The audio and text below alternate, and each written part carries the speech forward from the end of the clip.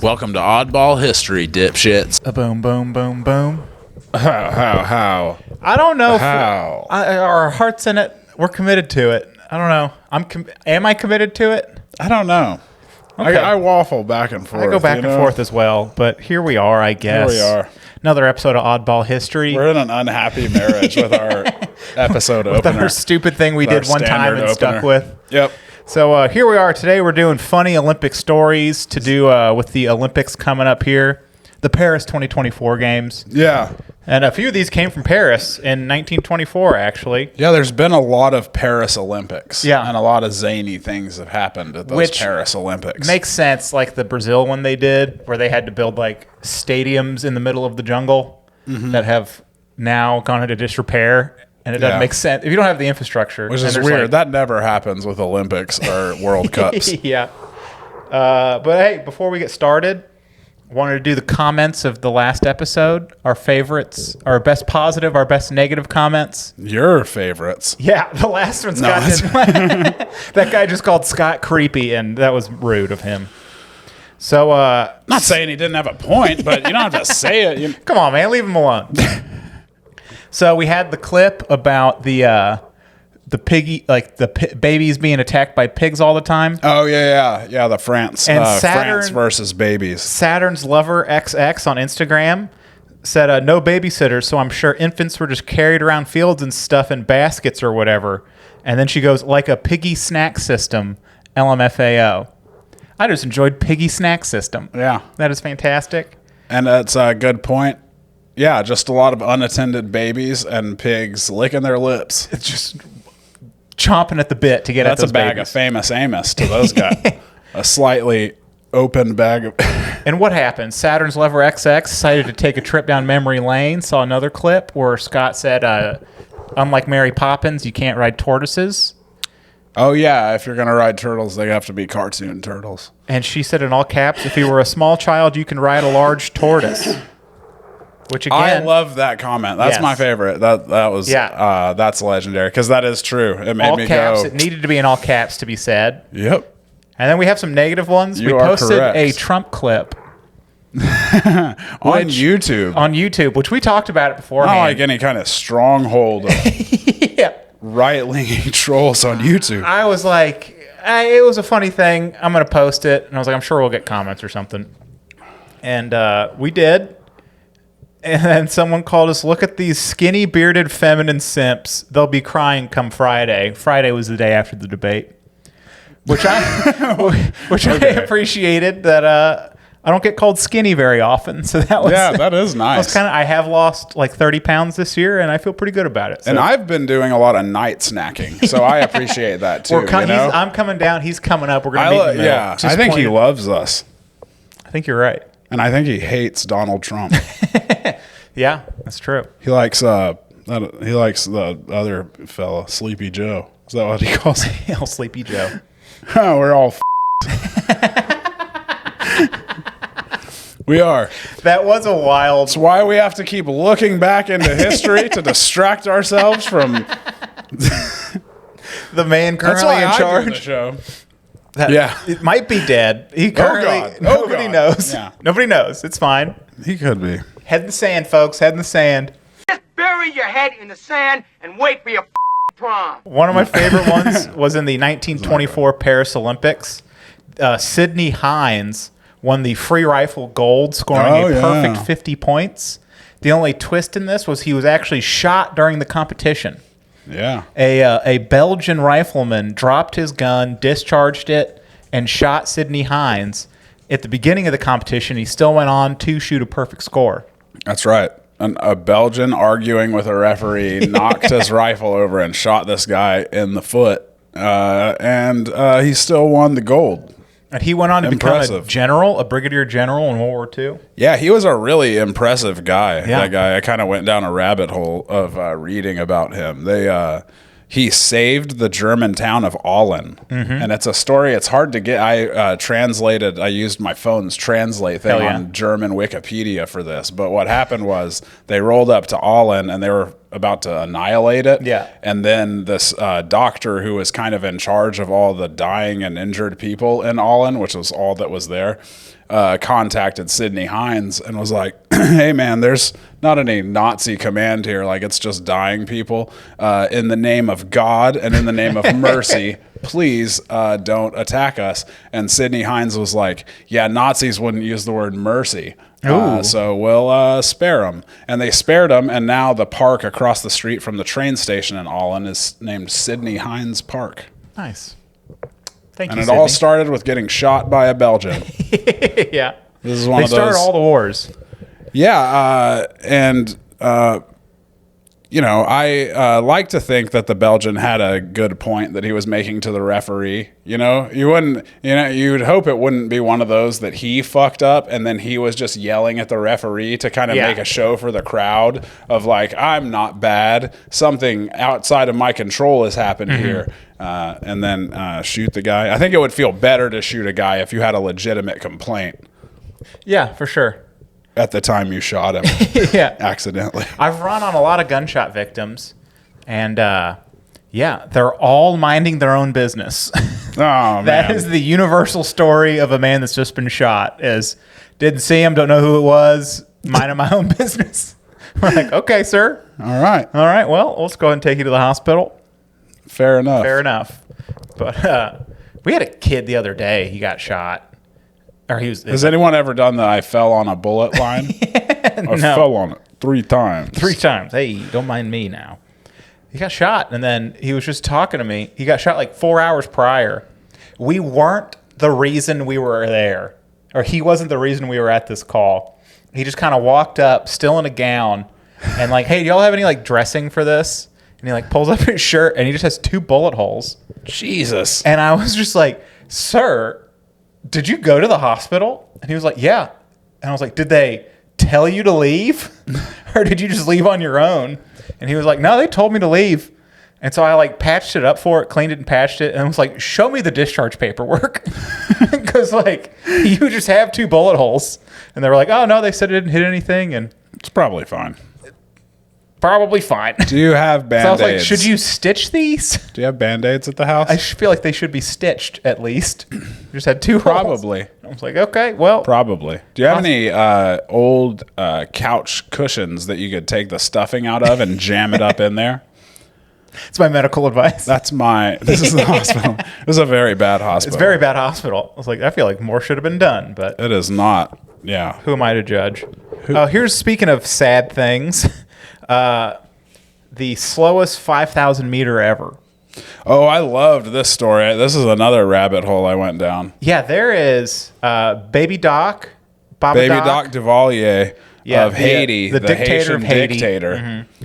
In the 70s All and around 80s. bad guy. All around bad guy. Yeah. Bad fella.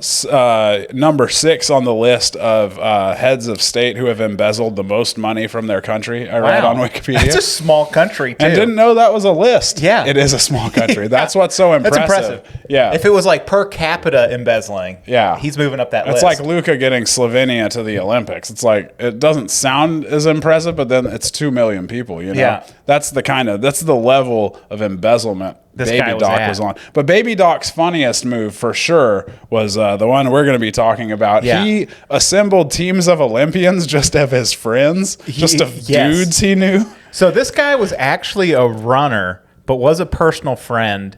But he wasn't like an Olympic level runner. He was just an in shape guy that Baby Doc knew. Yeah. And Didion Lamoth was at the 1976 Montreal Games, and he ran the slowest ever 5,000 meter. And he was notified 2 weeks prior to the race of, hey, you're going to the Olympics. Sorry to let you know. Yeah. And he didn't finish last because 29 people did not finish. Yeah. But of the people that finished, he was last. He was last. And he didn't want to finish that 1984. It was in L.A. Yeah. And all those people didn't finish. It's very hot. That was the marathon. And he didn't finish. He said that he feared being killed. Yes.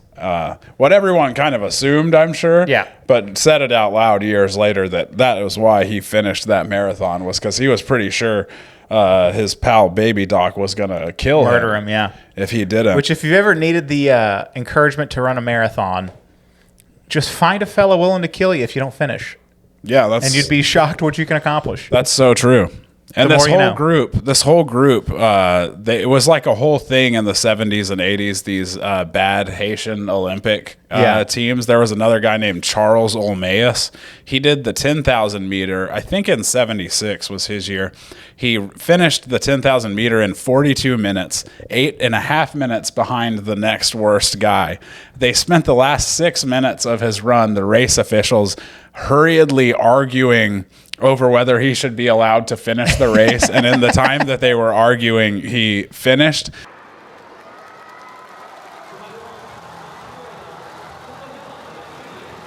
He sets the whole day's events behind schedule by 14 minutes with his slow time. And then the godfather of bad Haitian athletes who knew Baby Doc Duvalier was Aeneas Joseph. He was running in his first ever 10,000 meter. I believe this was in 72, maybe. Yeah, I think it was 72. He was running in his first ever 10,000 meter. Had never run it before, of course, because first time to do it at the Olympics. Yep. And very relatable, like a person who's never run a 10,000 meter before. He shoots out, he just takes off in a dead sprint. I'm sure all the other runners are like, weird. Who is this guy? It says he covered the first lap in 59.6 seconds. By the 8th lap, he was passed by all the others, and by the 12th, he was passed for a second time. When the bell rang for the leaders, Joseph broke into a sprint again, but when he was told by a track official that he still had a mile to go, he retired from the race. He was like, you know what? F it, kill me. I don't care. I don't care anymore. I'm not running. I'm not running anymore. I'm dead now. I didn't realize how much 10,000 meters was. He's like, holy shit, that's a lot of meters. It sounded like less. Yeah.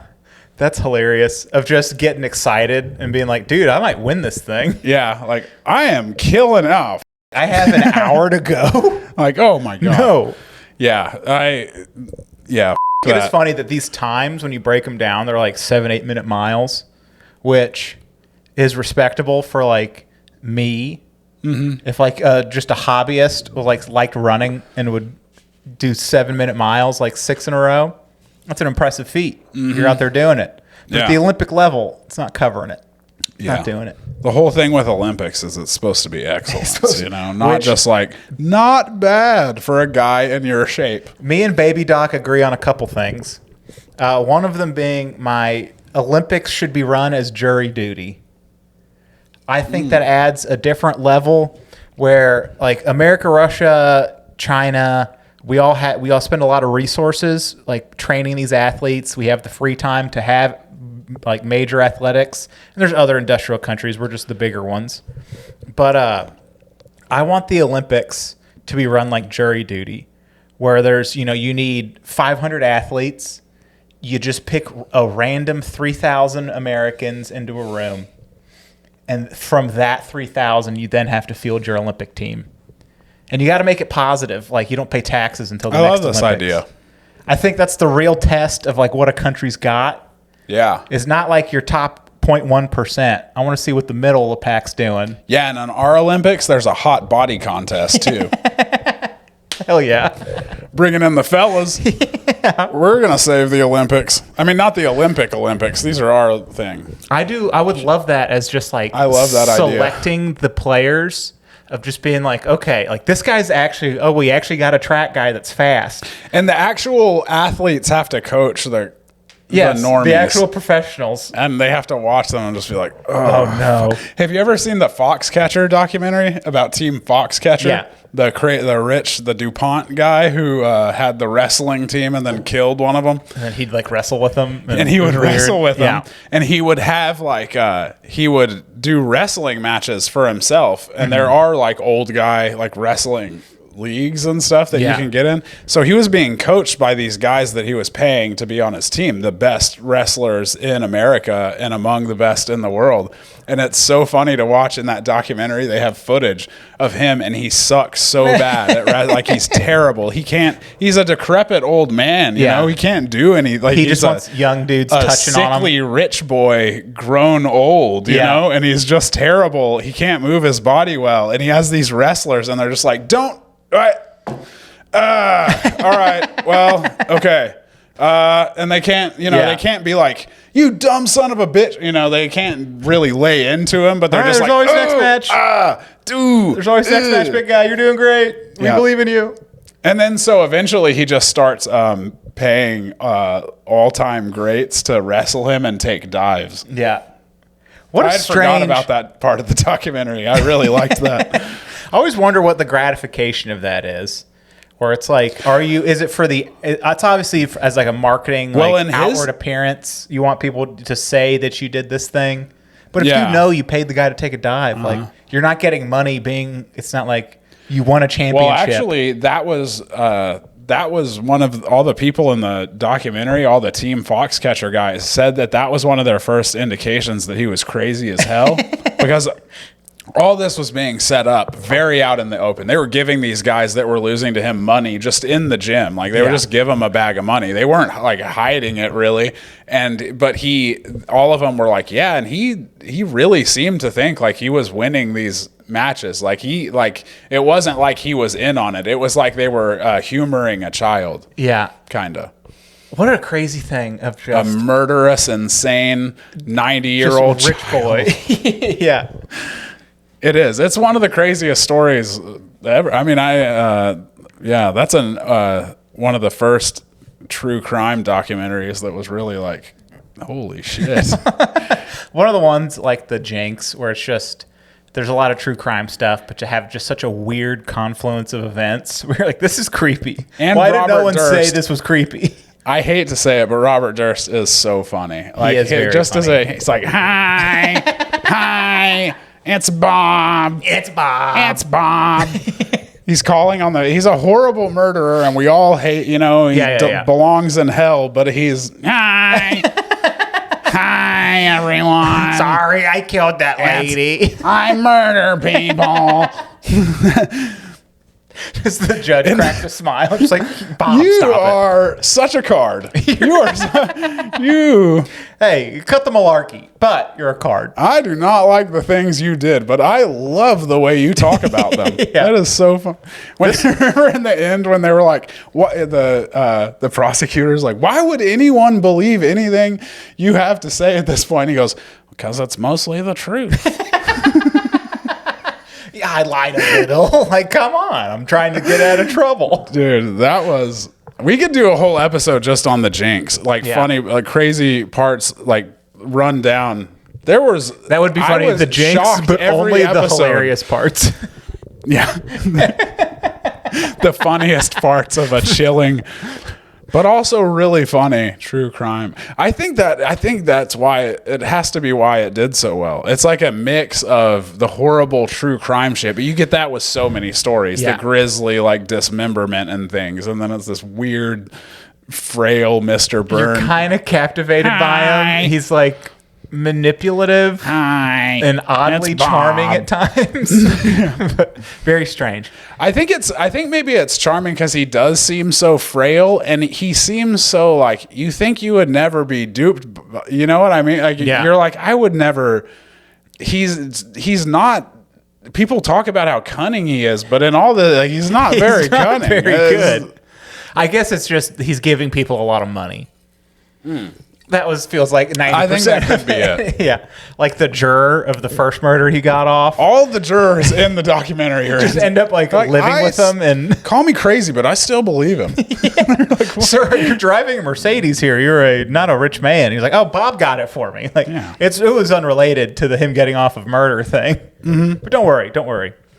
Bob's just real generous. Yeah. I think that was the moral of the Jinx. Yeah. Bob hey, come on. Sure, we all got flaws, but this lady had a flaw, and it was her wiener. In the 1932 games, This also cracked me up because I'm in the process of naming a child, and this was about Stella Walsh, who Oh yeah. yeah, and she was murdered in 1980.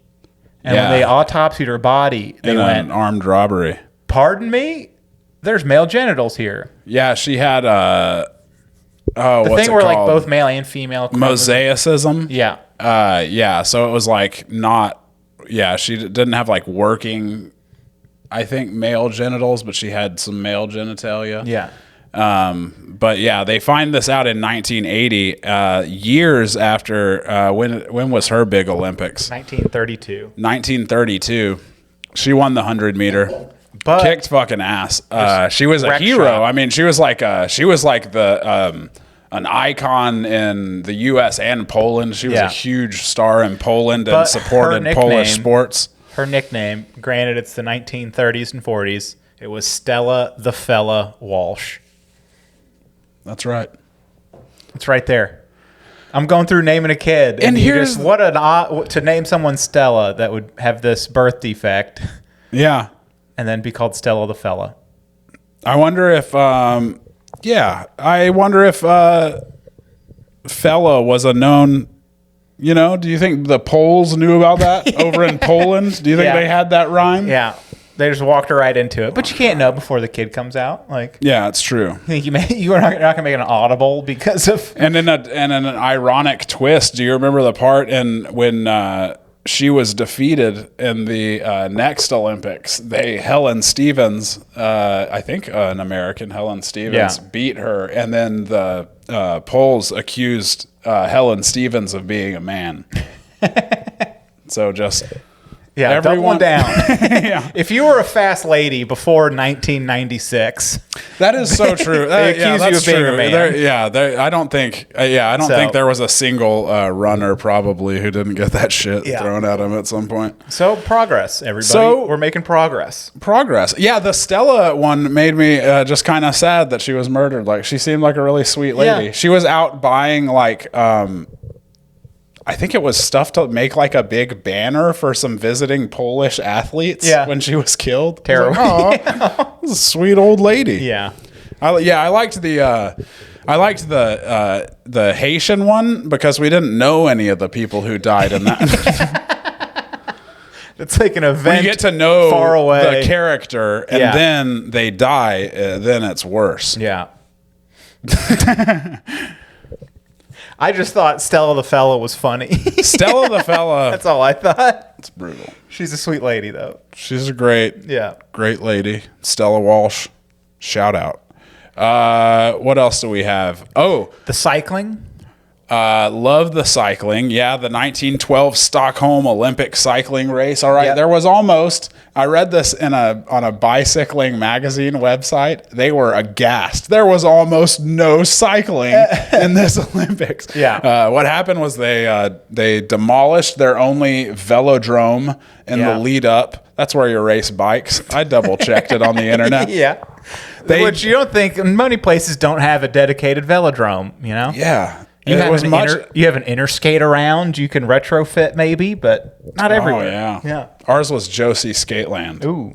I can still smell it now. It was a very specific smell. Not Yeah. even bad necessarily, just very Different. I could not tell you what it was, Yeah. but so Nice. velodrome demolished. I gotta stop drinking energy drinks when we do it. Why Yeah, do I I know, always right? do that? I'm always belching huge, and then when I'm going through the video later on, I'm like, oh, I gotta stop drinking energy drinks. And now Not we're gonna back at this change. point, Yeah. and I need to be peppy for the show, but hopefully less gassy. Yeah. It's life's Not about burping so finding much. balance and things. It's about balance. That is so Yeah. true. Anyway, so these bike guys, they were racing on the street because there's no velodrome. They demolished the only velodrome in the country to build a new Olympic stadium. They're like, we're not even going to do the fucking bike race. How about that, bicyclists? Yeah. And they're like, fuck you. And then Sweden's like, no, fuck you. And then the bicyclers are like, no, fuck you. We do want to race. And then they're like, fine, you can race around this lake. And that's how it happened. The track was like twice as long as it should have been. Yes, 6 times I read, Yeah. or like 3 times maybe. It was a lot longer than a typical Olympic course. And it's a road course, which their roads, the Swedish officials told them, our roads are not up to this and they're task. like, no, we're racing. And they're like, no, we're racing. It is a 10-hour race. So they started at 2 a.m. in the dark. Every decision made for this race was the incorrect decision. Yeah. And I think the funniest They're headline... like, what's the worst that could happen? There were It's 2 casualties. Whenever you describe a bicycle race as having casualties, things didn't go well. Which always... we had Carl Landsberg of Sweden. Yeah. He was hit by a motor wagon and dragged along the road behind it for some time. And then a Russian crashed his bike into a ditch and was discovered unconscious sometime later by a farmer. Yeah. Oh, shoot. I was wondering how long were you in that ditch for? Yeah. And then I read the winner of the whole thing stayed on his bike, Rudolph Lewis. He won. Life's great. He went to Germany for another bike race and he was a South African, and he ended up getting caught up in the beginning of World War I. Yeah. And didn't make it back to South Africa until several years later, after being shot a bunch of times and spending stints in multiple prison camps. Yeah. And he never got out of Europe. He just got stuck in World War I. Mm-hmm. Man, what an unfortunate twist of events. Bad timing. Yeah. Yeah. So honestly, I would have taken the getting run over by a motor carriage thing. Just get dragged a little bit, go home, not get stuck in World War I. Yeah. I was like, why can't you just let the guy leave, you know? Yeah. What's he going to do? What's he going to do? Let him go. He's just a humble bike racing man.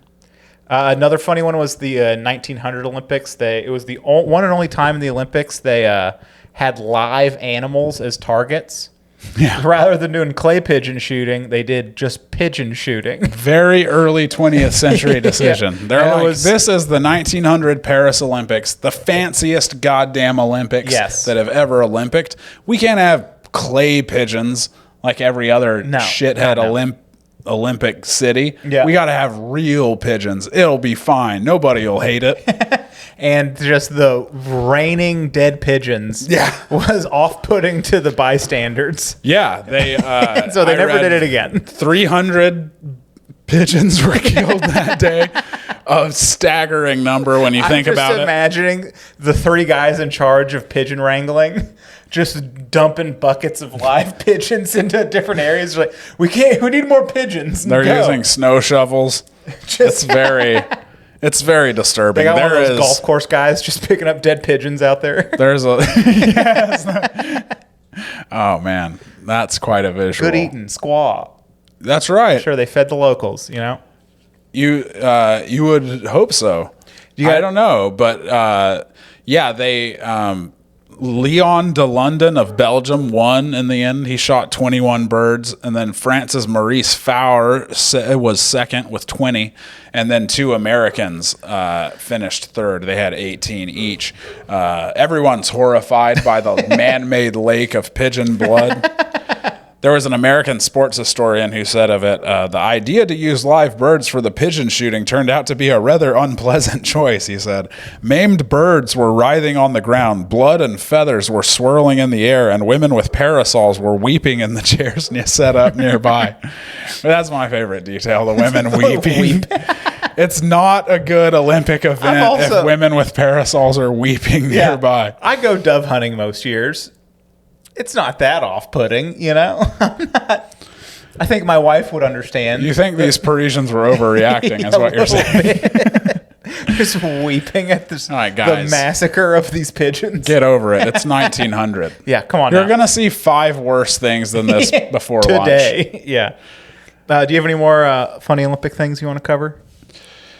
Let's see. I ended up watching a little documentary about the blood in the water water polo match in 1956 between Hungary and the Soviet Union. Yeah, that was an incredible story. 1956 Melbourne Olympics. Also, there's a Hungarian Revolution going on against the Soviet Union, and they, they're breaking apart from the Soviet Union. What I didn't realize, it's a great story because Hungary is the underdog on a socio-political scale. You know what I mean? They're the scrappy underdog. But in terms of water polo, they were way fucking better than the Russians. Apparently the Hungarians are like a powerhouse at water polo and always have been. They actually sent the Soviets to train with the Hungarians because the Soviets sucked so bad at water polo at a point. But they, it all sets up. They have a pre-Olympic match where the Hungarians actually lose to the Soviets, and they all they're old men now, but they're all like, it was bullshit. And apparently the ref, there was a bunch of questionable calls against the Hungarians, and the ref threw out one of their guys, and so they started pegging the ref with the ball.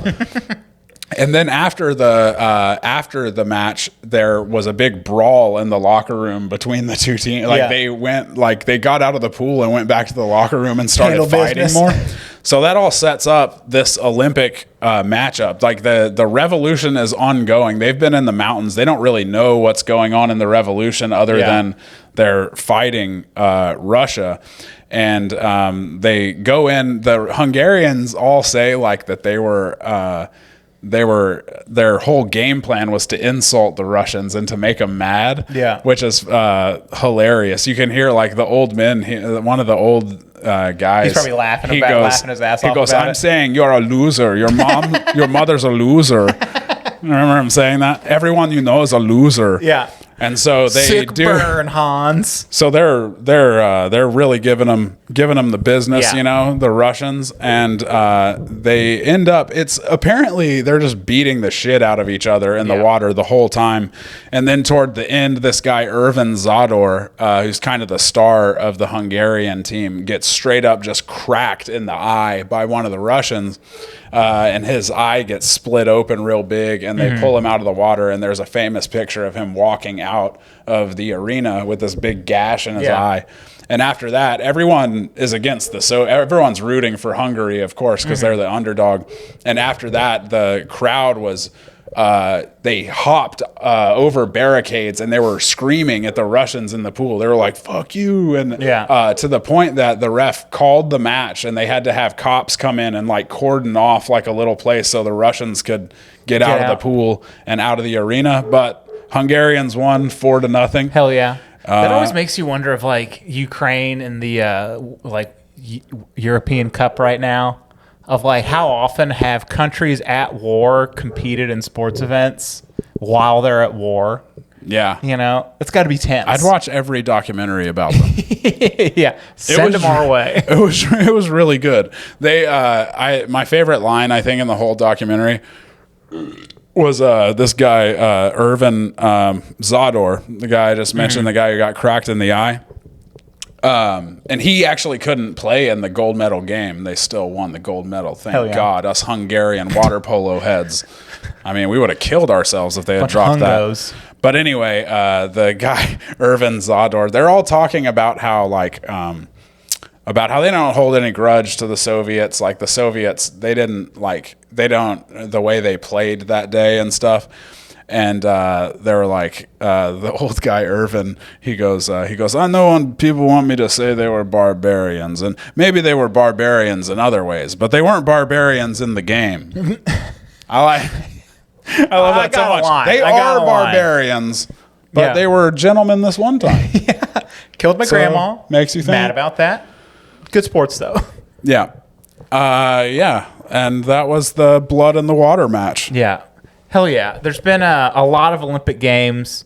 A lot of wacky shit has happened. There's other stories. There's hundreds of years of examples of this. And a lot of these are from like sports being taken less seriously in the past, where they were like, shut up and run. Doing and having less safety measures in place. Like I was reading one of the little ones I had was the first swimming race. It was just in the open ocean. They just jumped out of a boat and then swam into a harbor. Yeah. And it was apparently like terrifying. 4 of 10 swimmers said, nope, not getting in the water. There were 12-foot waves that day. Yeah. And the winner was a 15-year-old Hungarian. Hey, Hungarian. Hey, Hungos. we love you, Hungary. Or Hungary. Hungary. Oh, they're so mad at me now. I just biffed it. We had them. They were like, we love this podcast. And then I said Hungary, and they're like, fucking every again. time. Every time. They threw their phone into the water polo training pool and stormed out angrily. But anyway, this 15-year-old, his name was Alfred Hajos, and he had learned to swim because his father had drowned in the Danube a couple years prior. Good reason to intense. Yeah, good reason to learn. And so he wins, and they're asking about it. And he said of his big win, "I'm glad to be alive." My will to live overcame my will to win. Yeah. So he's basically like, look, I was just trying not to die. I was just trying not to die, and I appreciate the honesty. Yeah. I love the whole idea of like, you just won the first ever Olympic swimming event. What are you going to do next? Can swim. And he's like, I don't know, probably stare at the floor and chain smoke. Stop shaking after a while, hopefully. I am rattled. But yeah, I don't know. The Olympics, they're fun. Yeah, the Olympics are wacky. I think one of the main points here is that we have to be more reckless in our yes designing of Olympic events. Tone down the safety Just stuff. for Just let fun. it rip. Yeah. Have some zaniness happen. Start okay? a race late at night. Let them go. Let the kids See play. what happens. Let the kids play. But I had some things I wanted to show you. The Hawk Tua girl's getting a lot of play right now in the internet. I've noticed. You've noticed Hawk Tua, she's starting a career somehow off of one little. I think I'm having a kid. I'm going to make sure they know never do a street interview. Yeah. Nothing good can come of it unless you like have a thing you want to promote or want to be online like that. Don't do street interviews. But I thought of Hawk Tua is running because Grapefruit Technique girl walked. You know? Yeah. Do you remember her? Yeah. Which I'm going to play this video now, and I'm going to show Scott this. Going to do I remember with that? this. Is it going to burn and all that? This other is from things? So you don't your want mom's any of house. that. So this is what They showed it? They used to do You know drops what? of it, I think. Tonight, I want to do something a little freakier. I want to suck your dick blindfolded. Your man will blindfold himself if he knows he's going to get some head. So now, your man is in the bed. You have the grapefruit already prepared under the bed. He smelled the citrus in the air. He thinks you have on some new Victoria's Secrets or something. He has no idea. And what you're going to do is be a woman of your word. Now, you have to get his penis erect. So what you're going to do is That just is true. suck his dick, just like you said you were going to do.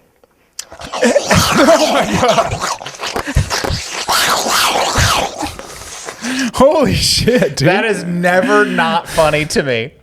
Just the enthusiasm in which she attacks this thing. You're just every time like, Jesus Christ, lady. Yeah. Where can I wow. sign up? Sounded like a fucking two jaguars fighting. Oh, wow. But I like to think of In her as, shallow water. Two jaguars fighting in shallow water. I like to think of her My as the God. original Hawk Tua. That made the rounds for a long time. Yeah, that makes Hawk Tua look like child's play. It does. Yeah, it does. But you got any jokes or anything? Cock spitting. I'll always remember the summer They'll of always go 2024 as the national discussion was just locked in the upcoming election, and then we all talked about spitting on cocks for a while, and then back to the election. I do think That's been the story of the summer. it's such a contentious political environment. It's all weird. I would And then much a rather girl- talk about a girl spits on a cock, and we're girl like, spitting let's- on dicks, for Let's all take sure. a break for a moment. every time. Every time. It's like, oh, all right, guys, I think I've had enough of the Hawk Tua girl. And then they're like, do you want to talk about the debate? And I'm like, Oh, okay. fucking, what about spitting on cocks now? What was that? A little more spitting on cocks, please.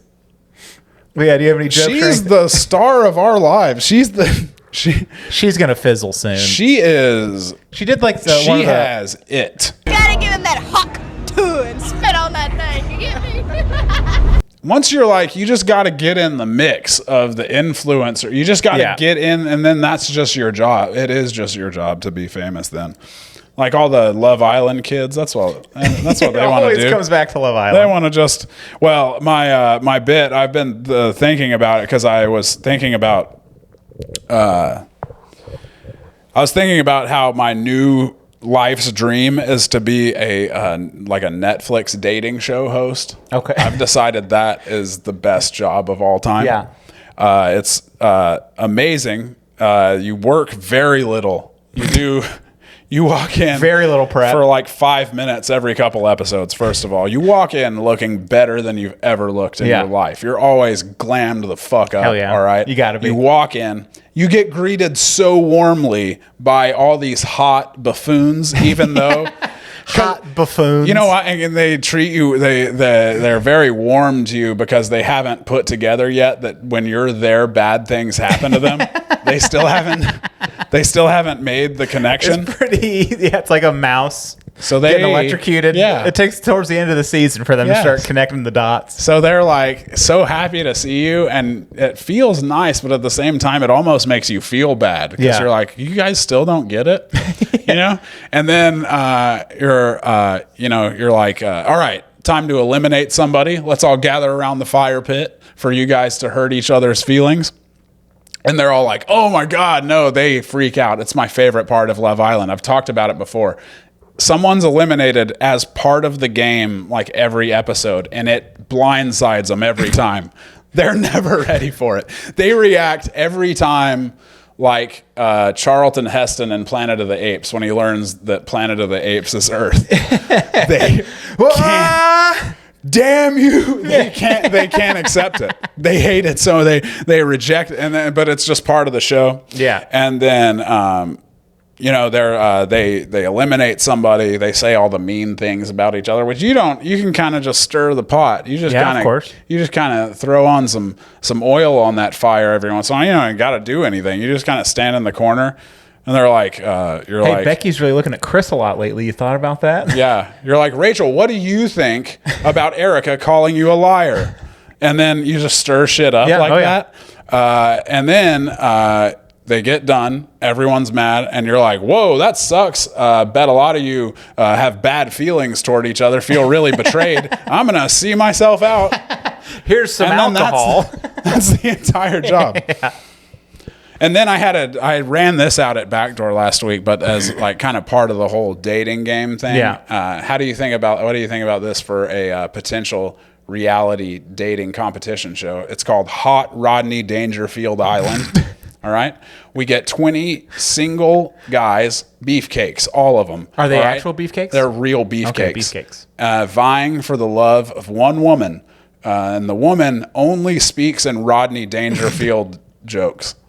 And it's not about sex or fighting. There will be sex and fighting. Yeah. But it's not about sex or fighting. It's about seeing if any of these guys will put together that this she's only woman's doing- only talking in Rodney Dangerfield. Because I don't think they would. I think you'd get a lot of... That's the winner of the show. Is the first one who goes like, Are you only doing doing Rodney Rodney- Dangerfield? Because I don't think they would. I think the whole show you'd get like confessionals where guys are like, I really thought like Taylor opened up with me when she talked about how disrespected she feels.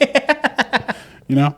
I like it. Get a bunch of Thad Castles in there, just having zero clue what's happening. I think a lot of it is just wanting to see a young lady just saying, just doing Rodney Danger, out of context, Rodney Dangerfield routines. A kid can dream. A guy starts crying because she tells him that when she was a kid, she was so ugly, her mom had to tie a pork chop around her neck to get the dog to play with her. Goes like, I can't believe that. An ugly Whoa. duckling really turns into the swan, you know? She's allowing herself to be more vulnerable with me. And I think that pork chop story is so relatable. That's fantastic. Yeah, that's all my dating show shit that I've been kind of just writing on that most of the week. What did I Or I last did, week. I was in Houston with Chris Porter Oh, hell a yeah. week ago. Good. That was awesome. Good times. Yeah, I'm excited. He's such a fun hang and so funny, and the crowds were good. It was at the Houston Improv. I haven't been there yet. So, yeah. man, those good feature weekends are so fun because you're just like on stage yeah. for 2.5 hours. Yeah. And I worked on a ton of shit and like that's had the good best. sets and was just like, yes. Yeah. Then I'll be at an open mic on Wednesday and be like, no, Yeah. this isn't how it Everything I've ever written is bad goes. Yeah. suddenly. So that's fun. But yeah, and I'm headlining that show at the Yellow Rose Canyon on July 20th. in Mount Enterprise, Texas, deep East Texas, south of Tyler. So I'm excited for that. But Mount Enterprise. yeah, never heard of it. Never. I don't think I've heard of it either. But yeah, it's it's like a RV park event space. I think it's going to be good. I think. Hell yeah. I'm fairly certain. I bet it will. Yeah. I think a lot of those random small town shows I find are like, Especially if fun, it's at a cool like they're place, fun. like they have their own community that likes to see stuff. So. Yeah, if it's a place where they'll come out, like if something's going on, and they'll come out, that's like it'll be a blast. Yeah, because it's always weird promoting of just like, hey, no one that lives here. Yeah. Or like I have contacts in like Tyler and stuff, and it's like y'all feel like driving an hour and a half to come see a show. It's like, no, I don't. All right, well, see y'all next time. You guys are bad friends. Exactly. That's what I say. Yeah. To my friends who drive 2.5 hours. That cracks me up when people get mad. You piece of that shit. people don't like support them. Yeah. And it's just like, no. Yeah. Those friends and fans are two different things. Yeah, and like If people like comedy and want to come see you do comedy, come on out. Yeah. If they're just friends of yours, no, they don't have to come to anything. Yeah. I just like to pressure them, you know? Yeah. I just like that to be the default setting of my friendships is me applying subtle salesman-like pressure to my friends to do what I want them to do. It's like a little game, you know? You should be the host of Love Island. That is exactly what they need, you know? It is. I would stir that shit so good. Hell yeah. I know I would. That's, I imagine Scott says that before he's about to have sex, too. All the time. My God. You got any closing remarks? What do you want to... I don't think I do. I wish it would get less hot, you know? It is far too hot in It's Texas. so goddamn hot right now. Yeah. It's Thank almost God, unbelievable. Houston, probably happy it's underwater right now, you know? Oh, man. Well, they don't a lot of them not have power still? I think so. Jesus. Okay, I take it back. I would kill myself. Like, there's no... I think I might. I think I really... I think I really might. Today, maybe not tomorrow. Maybe tomorrow will be enough better that I wouldn't take my life over not having air conditioning. But today, immediate. Well, guys, if episode 54 doesn't have any new announcements, Scott is still with us. So until next time, Oddball History. Just bury your head in the sand and wait for your fucking prom.